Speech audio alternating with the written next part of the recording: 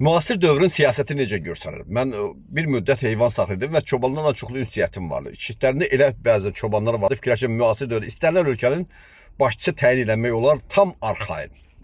Məsələn, çoban deyir ki, heyvanın yiyəsi gərək, oğlu yox, atası gərək. Məntiqlə fikirləşəndə görərsiniz nə deməkdir.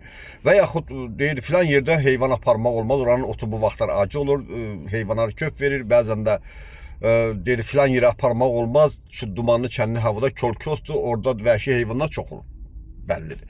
İnsan çobandır, başqasının heyvanını otarır və necə otarmağın qaydasını bilir. Müasir dövrün siyasətçiləri var, bəzi dövlət rəhbərləri var, siyasətin nə olduğunu bilmir. 30-40 il adam hakimiyyətdə olur, amma siyasətin nə olduğunu anlaya bilmir. Bax, hərdən fikirləşirəm ki, bunları həmin çobanların yanına internaya qoymaq olardı.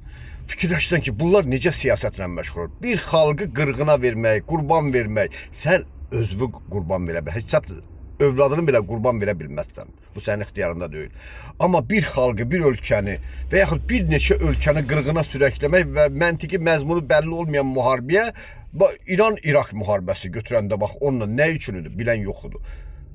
Bu yaxınlarda keçən, məsələn də, davam edən İsrail-Amerika-İran müharibəsi.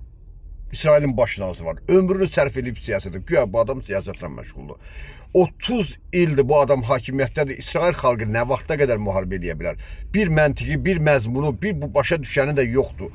Adam çoban qədər də düşünməsin və ölkəsini müharibədən yayındıra bilməsin. Bax, ölkəsini qarşı bir müharibəyə İsrail Ərəb müharibəsinə ağlı getmişdi. Bax, belə məlum olur ki, sonradan belə məlum olur ki, adam bilmədən müharibəyə girib, ölçü biçi bilmədən müharibəyə girib və Amerikan da burada gəlib hörmətdən salır və üstəgəl belə çıxır ki, bu adam tək döyüş meydanında İranla qalsaydı, İran bir neçə zamanda İsraili yer üzündən silə bilər. Bax, müasir dövrdə göstərir, bax bu hadisələr nəyə göstərir?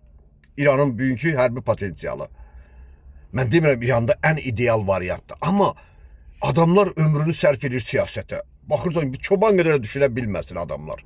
Fikirləşsən, bu nədir, bu nə siyasətdir? Bundan sonra həmin çobanı gətirib istənilən ölkənin başçı təyin eləmək olar və arxayın bu çoban qoyunun qədrini bilir, başqasının heyvanın qədrini. Siyasətlə məşğul olan insan ölkəsinin, dövlətinin, xalqının qədrini bilmir. Xalq nə qədər müharibə aparır? Məsələn, Ukrayna-Rusiya müharibəsi. Adam ayı ilə müharibə aparmaq olar, sən ayı ilə güləşə bilməzsən, sən bilməlisən, sən kimlə müharibəyə girirsən. Bax, dil var, siyasət var. Bax, bu siyasət hansı gündə yaradı, hansı dar gündə yarayacaq? Mən adi dildə, çoban dilində dedim siyasətin nə olduğunu.